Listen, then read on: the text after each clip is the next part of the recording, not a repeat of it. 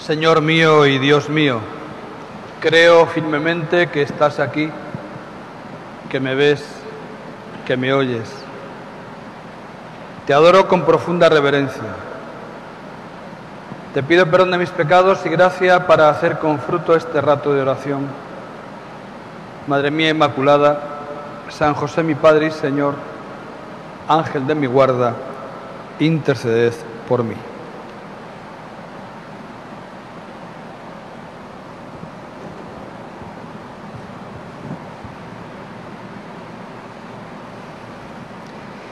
Bien, pues continuamos con este segundo tema en este retiro de Adviento, este tiempo litúrgico que comienza pues ya en esta tarde-noche con las vísperas de la celebración del domingo de mañana, primero de Adviento.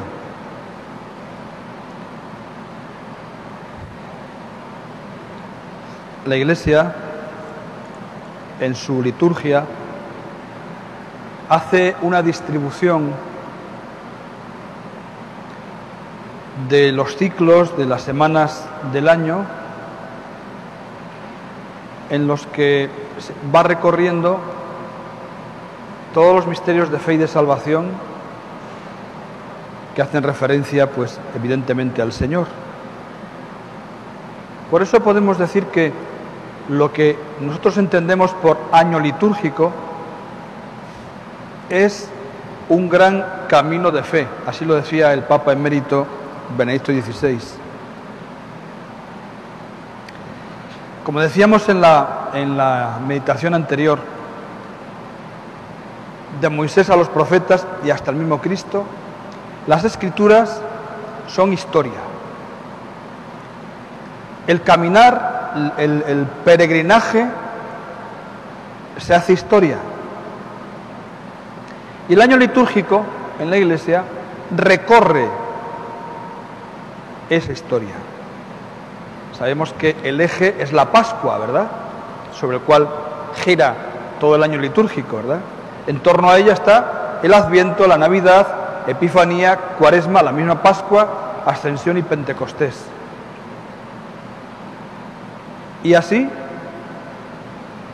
la Iglesia lo vivirá y lo seguirá renovando y reviviendo y realizando año tras año hasta la segunda venida de Cristo al final de los tiempos. Pero la liturgia cristiana no es solo recuerdo, no es solo memoria. Es realidad viva y presente. Y mañana, esta misma noche, con la misa vespertina que vamos a celebrar, vamos a entrar en un nuevo ciclo del año litúrgico, en el tiempo que llamamos con el nombre de Adviento. La palabra Adviento, todo el mundo lo sabe, significa llegada, venida. ¿De qué? ¿De quién? Hasta un niño lo sabe, ¿verdad? De Jesucristo, el Hijo de Dios vivo, que se hace presente entre los hombres y que se hace niño, que nace hecho niño en Belén. Por eso, este tiempo de Adviento que vamos a iniciar nos recuerda fundamentalmente dos cosas. Primera, que la presencia de Dios en el mundo ya ha comenzado y que Él está presente de una manera oculta. Y segundo, que esa presencia que acaba de comenzar no es total, sino que está en un proceso de crecimiento, está en un proceso de maduración. Tiene que llegar la plenitud de los tiempos, tiene que llegar pues el fin de la historia, ¿verdad? Y somos los cristianos los que tenemos que hacer presente a esa palabra de la que hablábamos en la meditación anterior. Somos los cristianos los que tenemos que hacer presente en este mundo esa palabra que es Jesucristo, por medio de la fe, de nuestra fe, de la esperanza, del amor, Es como el Señor quiere hacer brillar la luz en el mundo a través de cada uno de nosotros. La noche del pecado hay que dejarla atrás para que se haga presente la luz de la gracia, la luz de la verdad, la luz de la bondad y la luz del amor. Porque a nosotros nos toca continuar la obra de Cristo en la tierra. Su presencia en la tierra debe ir creciendo por medio de nosotros. El inicio que tuvo en un lugar en concreto y en un determinado tiempo en la historia en concreto, que fue en Belén de Judá, ha de ser en nosotros un inicio permanente. Aquella noche santa que con tanto regocijo y con tanta alegría celebraremos el día de 25 de Navidad, en noche de Nochebuena, es un nuevo presente, es un nuevo hoy, cada vez que un hombre permite que la luz del bien haga desaparecer las tinieblas del mal y las tinieblas del egoísmo. Cada vez que hacemos una obra buena, algo bueno, estamos siendo testigos de esa gran luz. Todas las lucecitas, esos adornitos que ponemos en casas, en el árbol de Navidad, en las calles, nos recuerda esto, que somos luz del mundo como Cristo es luz del mundo, y que tenemos que traer a esta tierra la presencia activa, la presencia real del Señor Jesús. Por lo tanto, Adviento es la presencia de Dios ya comenzada, por eso es venida, llegada de Dios, su presencia que ya ha llegado, que ya ha comenzado y que no ha terminado.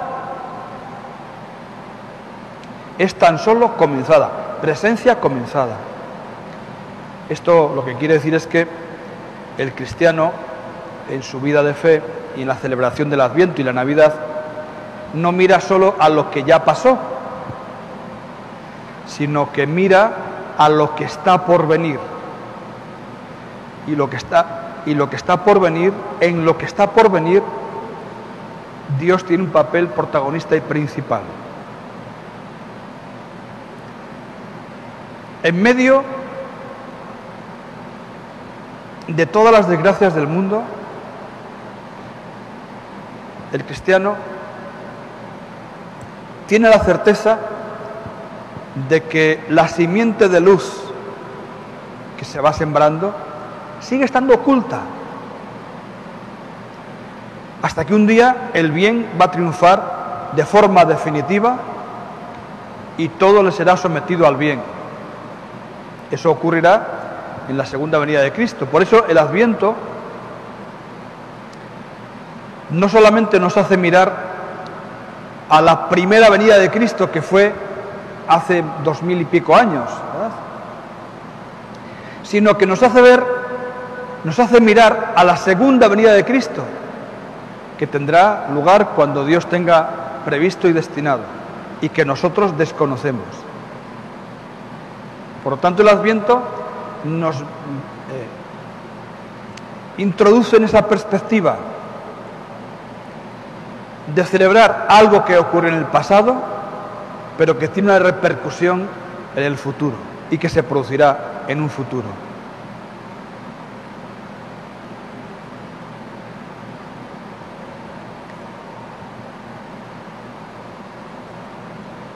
Un modo de vivir.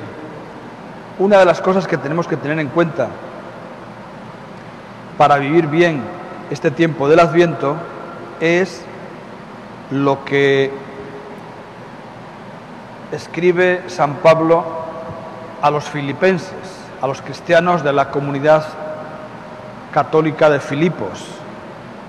Alégrense en el Señor, se lo repito, estén alegres en el Señor.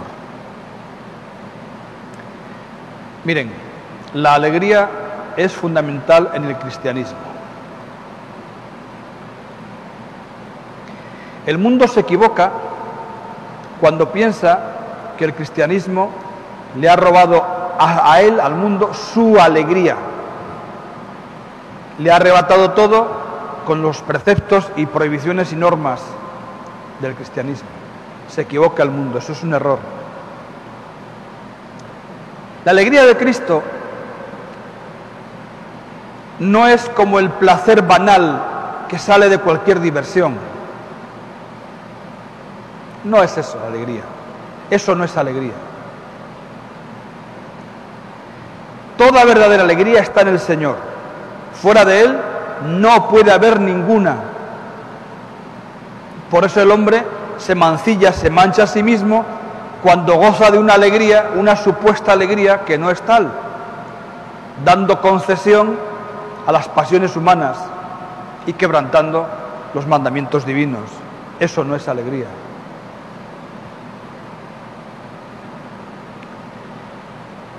Toda supuesta alegría que se dé fuera de Él o contra Él no satisface.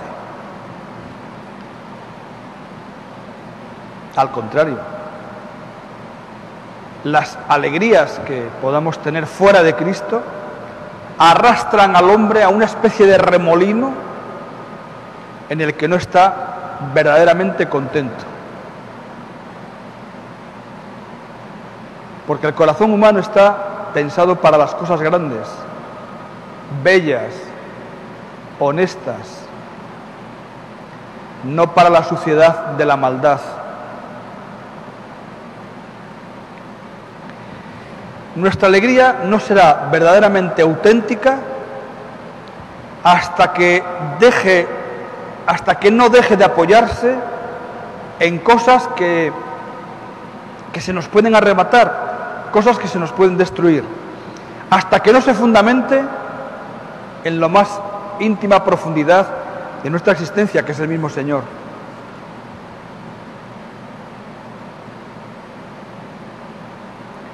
Celebrar el Adviento es celebrar la presencia viva de Dios oculta en nosotros, y eso produce una gran alegría.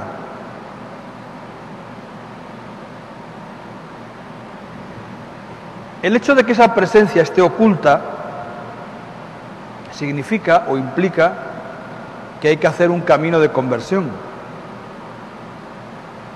Hay que alejarse de lo visible para acercarse a lo invisible.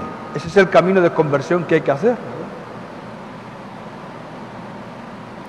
Haciendo ese camino de conversión desde lo visible hasta lo invisible, ahora voy a explicar un poquito en qué consiste esto, seremos capaces de ver la maravilla de la gracia y aprenderemos que no hay otra alegría más luminosa para el hombre y para el mundo que la que da la gracia, la que ha aparecido en Cristo.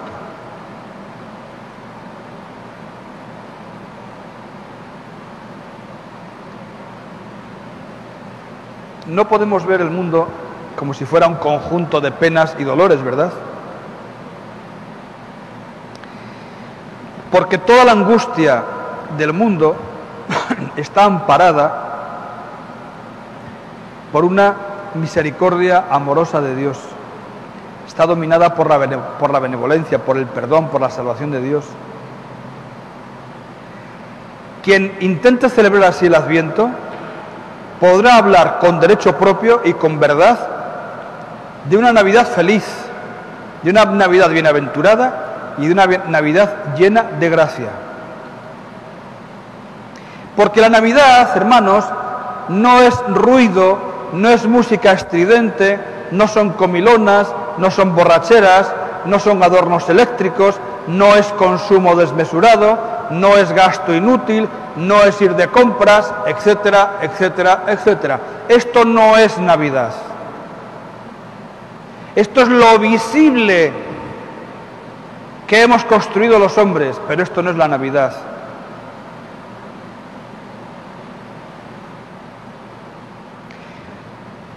Incluso las felicitaciones navideñas no son sentimientos románticos de no se sabe bien qué cosa.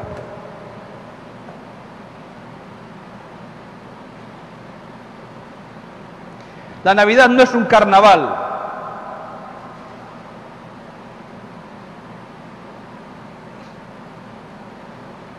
A lo mejor este tiempo de pandemia que estamos padeciendo, a lo mejor nos viene bien, ¿verdad?, para recuperar la esencia de la Navidad, para dejarnos de tantas cosas artificiales, ¿verdad?, que hay a nuestro alrededor y poder vivir mucho mejor la Navidad. Dejarnos tanta tontería en la que caemos, ¿verdad? Tanto gasto superfluo, tanta gula en el comer y en el beber, tanta búsqueda del placer desmesurado. Eso no es la Navidad. Por eso necesitamos prepararnos muy bien en el Adviento, pero muy bien en el Adviento. San Pablo, en la carta a los Romanos, en el capítulo 13, versículos 11 al 14, dice lo siguiente: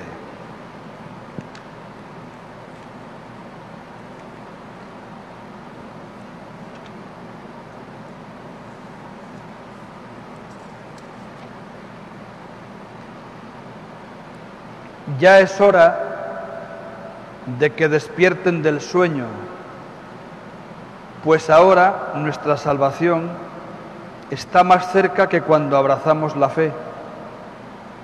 La noche está avanzada, el día está cerca. Abandonemos, por tanto, las obras de las tinieblas y revistámonos con las armas de la luz. Como en pleno día tenemos que comportarnos honradamente, no en comilonas y borracheras, no en fornicaciones y en desenfrenos, no en contiendas y envidias. Al contrario, revístanse del Señor Jesucristo y no estén pendientes de la carne para satisfacer sus concupiscencias. Les invito a que mediten en sus casas este texto. Les repito, Romanos, capítulo 13, versículos 11 al 14. Estas palabras de San Pablo nos permiten entender que Adviento es ponerse en pie, es despertar, es sacudirse del sueño. Con las palabras comilonas, borracheras, fornicaciones, desenfrenos, contiendas, envidias, queda claro lo que San Pablo entiende por noche. Esas expresiones indican la vida de un mundo pagano, un mundo en decadencia moral, un mundo de pasiones desenfrenadas, un mundo que vive a espaldas a la verdadera vocación humana, un mundo que vive solamente de lo material, que permanece en la oscuridad sin la verdad. ¿No les parece que estas palabras de San Pablo describen muy bien nuestro presente, nuestra historia presente? Yo creo que sí, ¿verdad? Despertarse, como dice San Pablo, significa sublevarse contra el conformismo del mundo, contra el conformismo de nuestra época, que se deja arrastrar por modas, por pasiones, por gentes que dominan el mal, ¿verdad? Es sacudirnos por la fe del sueño que nos invita a desentendernos de nuestras mejores posibilidades y capacidades.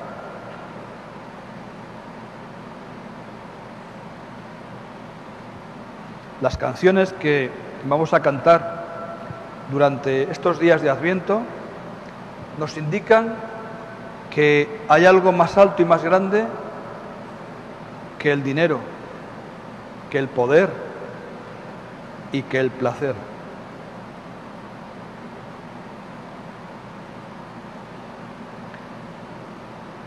Hermanos, hay que estar despiertos para Dios y para los demás. Este es el tipo de vigilancia, de estar atentos, de estar preparados que nos pide el Adviento. Es la vigilancia que descubre la luz de la verdad.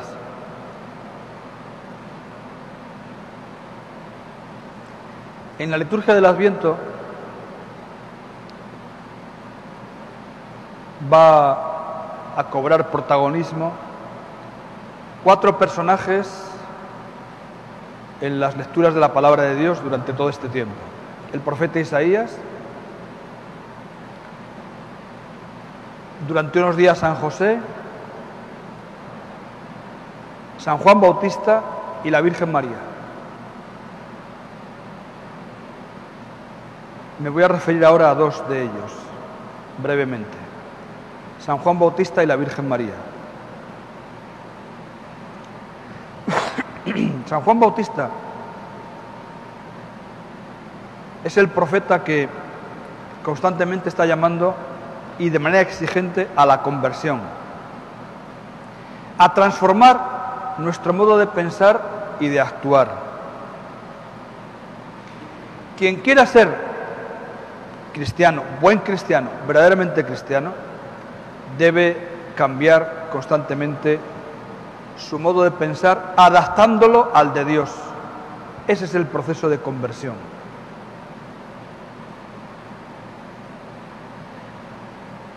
De manera, vamos a decir, natural, nuestras reacciones son afirmarnos a nosotros mismos, pagar con la misma moneda, ponernos siempre en el centro, criticar a todo el mundo. Pero quien quiera encontrar a Dios tiene que convertirse una y otra vez, porque el proceso de conversión es permanente, no para, no debe de estancarse. Y si el cristiano quiere ser un buen cristiano, tiene que ir en dirección opuesta al mundo mismo, incluso a uno mismo, porque a veces uno mismo es el que genera el mal. Esto lo estamos viendo día con día en nuestra vida. El mundo, lo visible, eso es lo visible, con sus reclamos, nos hace penetrar en su modo de vida y en su forma violenta de actuar, forma brusca de actuar. Lo visible del mundo penetra en nosotros pues a través de carteles, de la radio, de la televisión, del tráfico, de los demás fenómenos de la vida diaria, ¿verdad? De tal manera que estamos tentados e inducidos a pensar que solamente existen las cosas del mundo. Solo existe lo que el mundo me ofrece, lo que el mundo me dice que hay. Esto es lo visible del mundo, ¿verdad? Decía al comienzo de este apartado que tenemos que hacer un proceso de conversión, un caminar, un peregrinaje de lo visible del mundo a lo invisible. El mundo me ofrece esto que es visible, tantas cosas, ¿verdad? Estamos golpeados constantemente por la publicidad, televisión, internet, cine, novelas, medios de comunicación en general. Y ahí habrá cosas buenas, pero también hay cosas que no son nada buenas, que son más bien muy malas.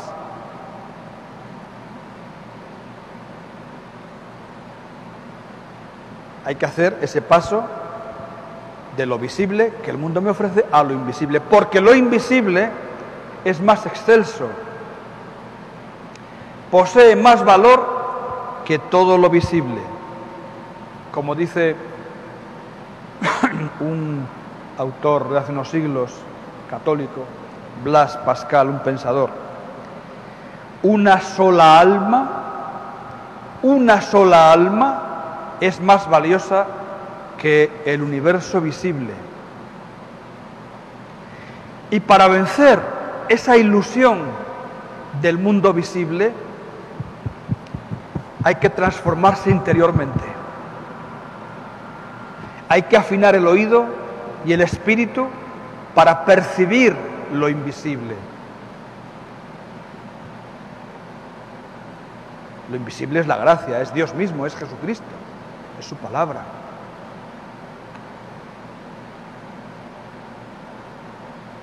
Hay que dar una nueva dirección a la mente. Hay que disponerla para la presencia de Dios. Hay que cambiar nuestro modo de pensar. Hay que considerar que Dios se hará presente en el mundo en cada uno de nosotros. Este proceso, este cambio es la conversión. Esta es la llamada que hace Juan Bautista. Conviértanse, arrepiéntanse, cambien de vida, cambien de conducta, es lo que dice San Juan Bautista.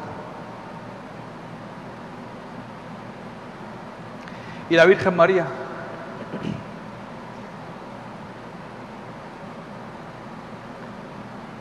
pues María es el ejemplo claro de la meditación y de la consideración de la palabra de Dios.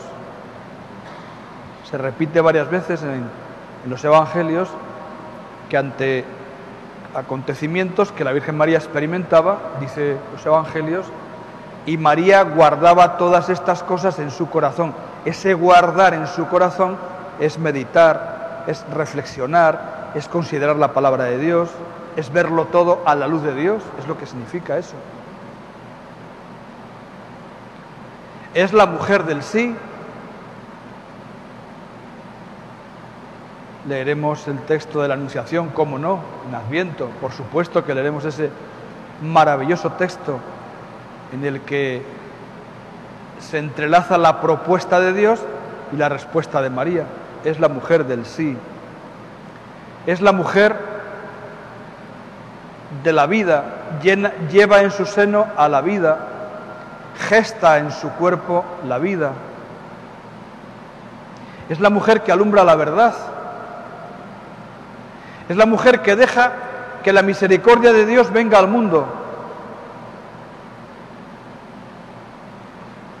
Es la mujer del recogimiento.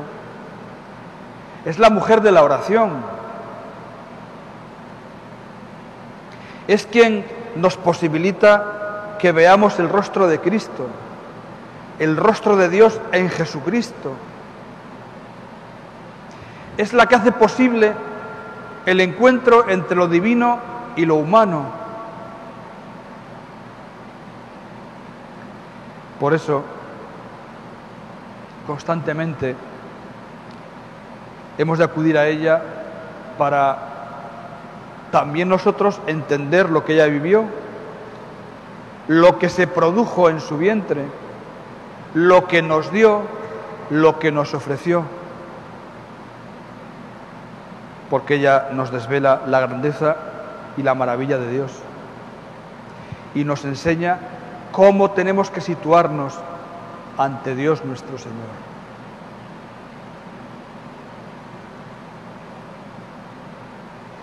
Bien, llegados aquí a este momento, yo considero que ya es oportuno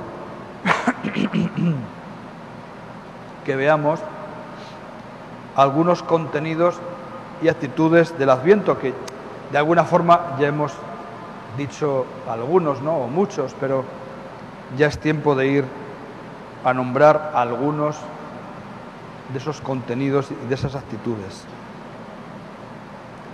Adviento, como bien saben, es tiempo de preparación para la Navidad, donde se nos recuerda a los hombres la primera venida del Hijo de Dios al mundo. Pero como les decía antes, también es el tiempo en el que los corazones y las mentes se dirigen a la segunda venida de Cristo, que tendrá lugar al final de los tiempos. Por eso, cuando vivimos el Adviento, El Adviento tiene una triple dimensión. Una dimensión, por una parte, histórica, en cuanto que hay recuerdo, celebración y actualización del nacimiento de Cristo. Hay presente, en la medida en que Jesús sigue naciendo en medio de nuestro mundo y a través de la liturgia celebramos su nacimiento. Y hay una dimensión escatológica. La palabra escatológico significa hacia los últimos tiempos, hacia el fin, hacia los finales, en que tratamos de preparar esa venida segunda y definitiva del Señor. Y en la vida personal de cada uno de nosotros nos vamos preparando para el encuentro definitivo con Dios en la muerte.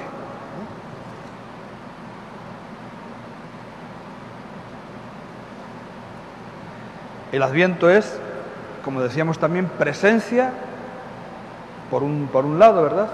Presencia de Dios, que sigue con nosotros y espera de que se culmine todo.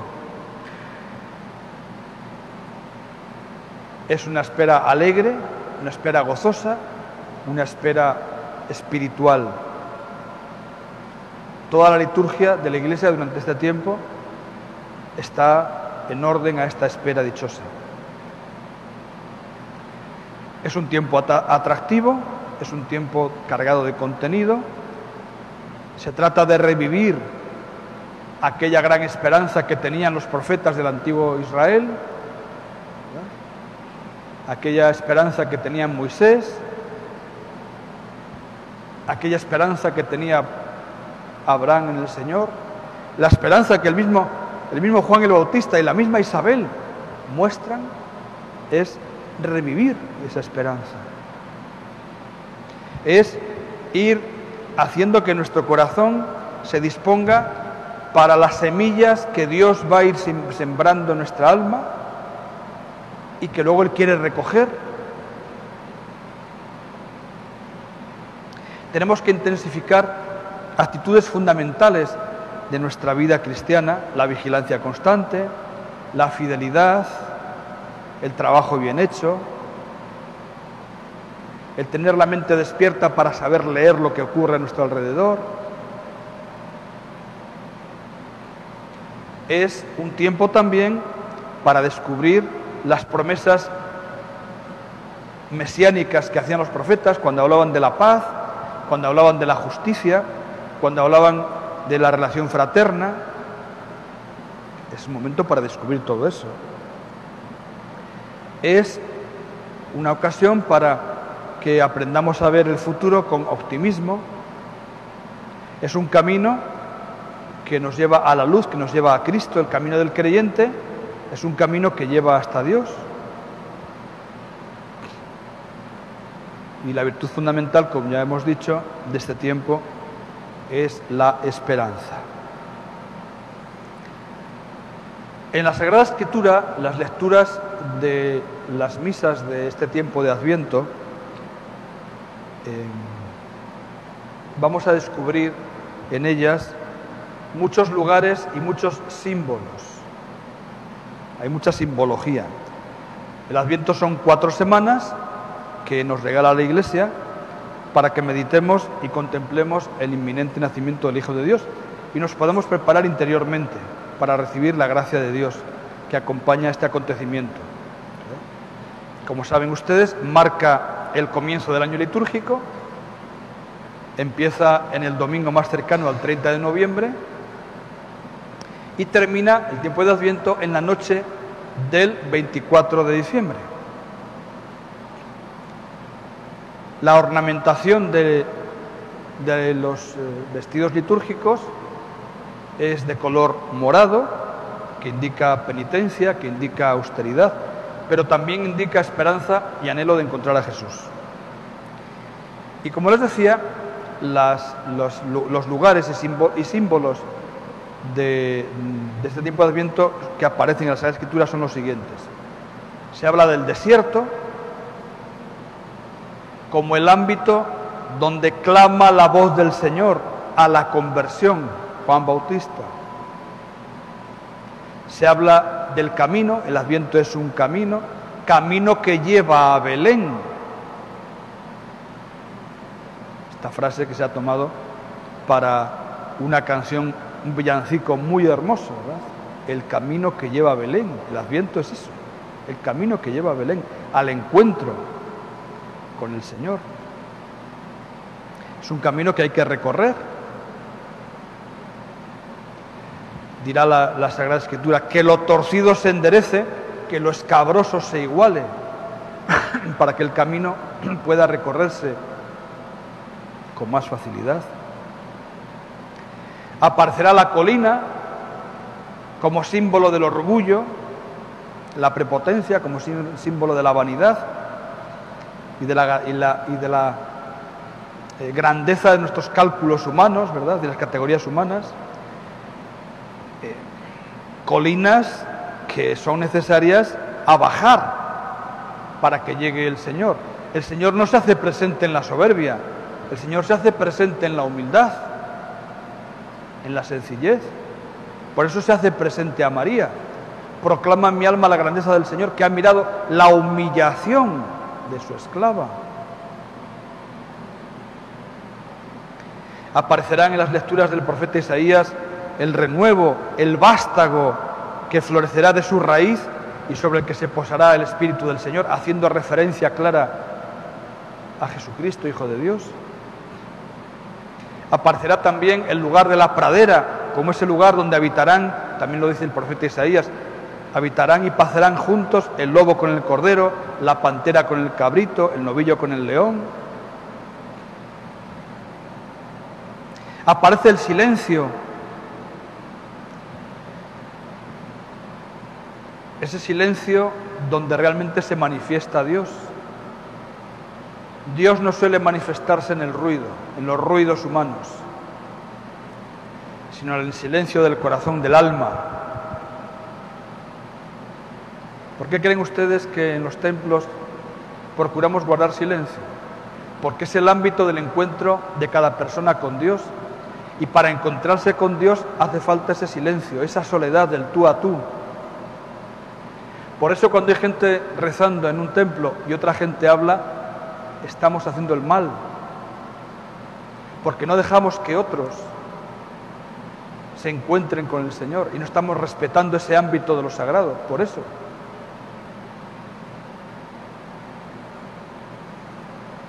aparecerá también como una actitud grande, ya hablamos de ella, la alegría, el gozo, ese sentimiento hondo de alegría, ese gozo por el Señor que viene a nuestras vidas.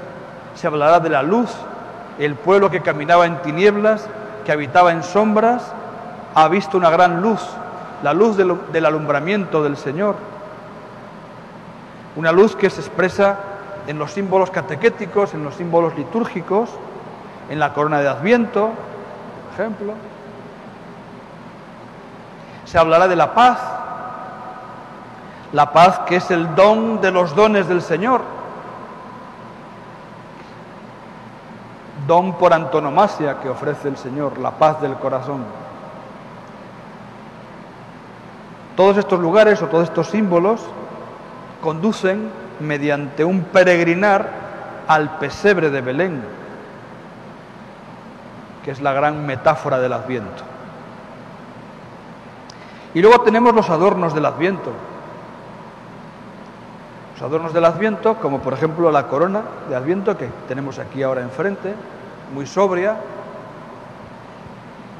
una corona de ramas verdes, en la cual se fijan 4 velas de color morado, una de ellas es de color rosa, y que por una tradición de hace algún tiempo se le añade una quinta, aunque quizás la quinta vela de color blanco no sea propia o muy propia de la corona. Se pone al lado del altar, al lado del ambón. También puede ponerse al lado de alguna imagen de la Virgen María. La corona de Adviento es el primer anuncio de la Navidad.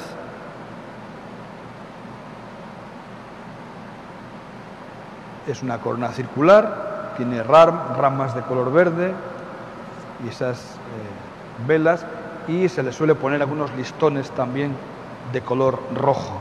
La nuestra de momento pues no lo tiene, ¿verdad? Ya los tendrá.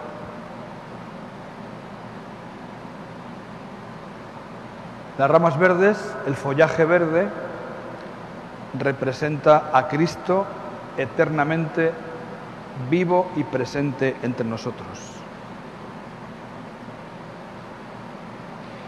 A veces suelen ponerse en las coronas de Adviento manzanas de color rojo o listones de color rojo. Las manzanas representan los frutos del jardín del Edén con Adán y Eva.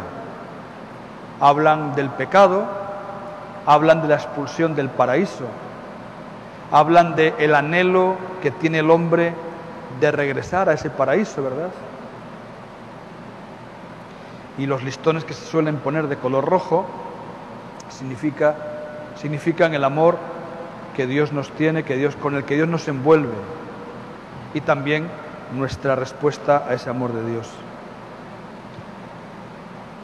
Las 4 velas, con el encendido domingo tras domingo, nos recuerdan que Cristo es luz del mundo y que nosotros también tenemos que ser como el Señor, luz del mundo.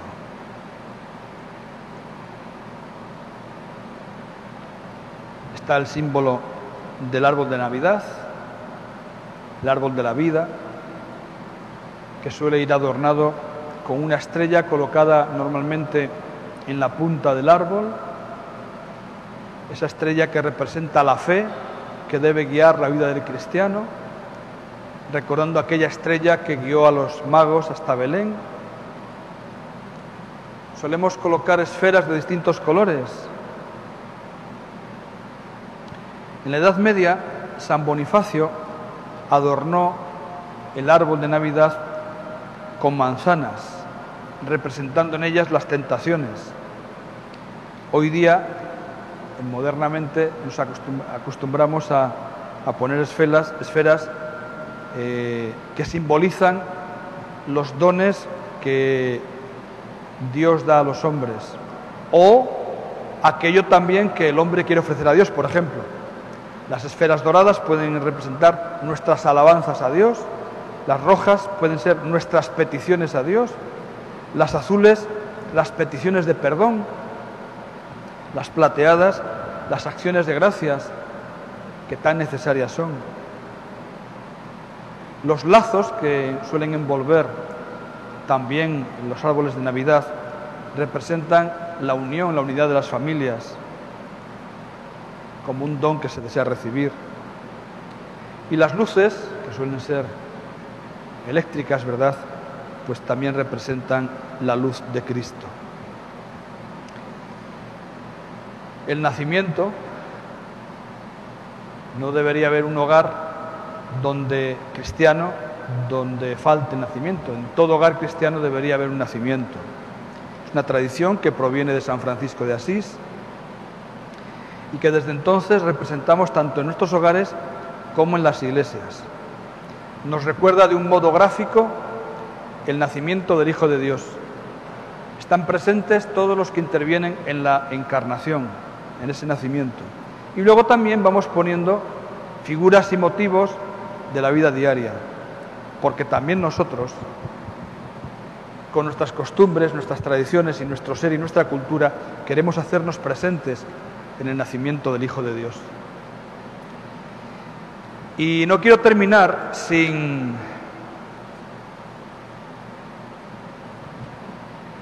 expresar o dar algunos puntos acerca de cómo vivir el Adviento en familia. Y más ahora, ¿verdad?, en este tiempo difícil y complicado que nos toca vivir. En primer lugar, hay que enseñar a fomentar la virtud de la esperanza cristiana en nuestros hijos. Hay que hablar del valor de la vida eterna. Y tenemos que hablar en nuestras familias del cielo como la meta extraordinaria a la que estamos destinados. Además, tenemos en medio del Adviento la celebración de la Virgen María de Guadalupe, con todas las tradiciones propias del pueblo mexicano. Los altares en las casas con la Virgen de Guadalupe, también en los templos, ¿verdad? Hay que resaltar también que es un tiempo de confianza en Dios. Hay que acercarse más al Señor. Hay que leer el Santo Evangelio en la familia. Es una práctica muy aconsejable. Así conoceremos mejor los designios de Dios siguiendo la Sagrada Escritura. Es un tiempo de preparación, decíamos antes. La mejor manera, lo mejor que podemos hacer para prepararnos para la Navidad es hacer una buena confesión. Es el mejor modo de disponernos a recibir al Señor. La conversión y la penitencia forman parte integrante de la vida del cristiano. Hay que enseñar a los hijos a luchar contra el pecado. Hay que animarles ante las dificultades propias de su persona. Hay que tener un alma limpia para Dios. Acabamos de hablar de la corona de Adviento. Es bueno que tengamos nuestras coronas de Adviento también en nuestras casas, en la familia, porque se simboliza a Cristo, se simboliza la eternidad, se simboliza la esperanza, se simboliza la vida. Hacer el rito de encender cada semana en nuestras casas la velita correspondiente. La velita roja corresponde al tercer domingo de Cuaresma.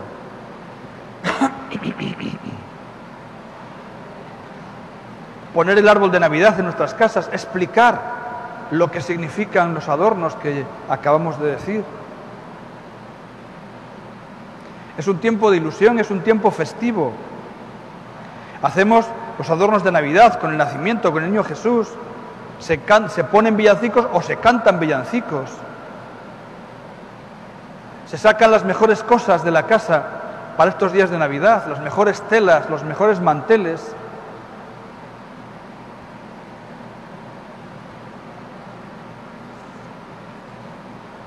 Todo se limpia, todo se abrillanta, también nuestra alma.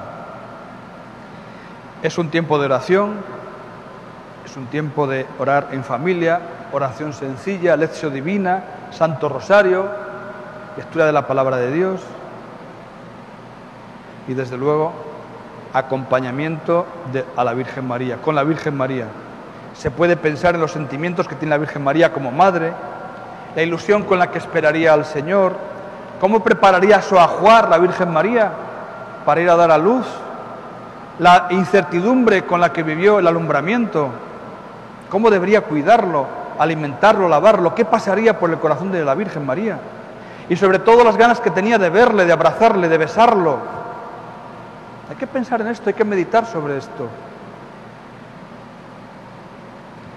Y luego, en la medida de lo posible, respetando todas las normas de la ley civil y la ley eclesiástica, asistir a las celebraciones litúrgicas, asistir en familia a las celebraciones de la Santa Misa, como digo, en la medida de que sea posible por este tiempo tan especial de pandemia.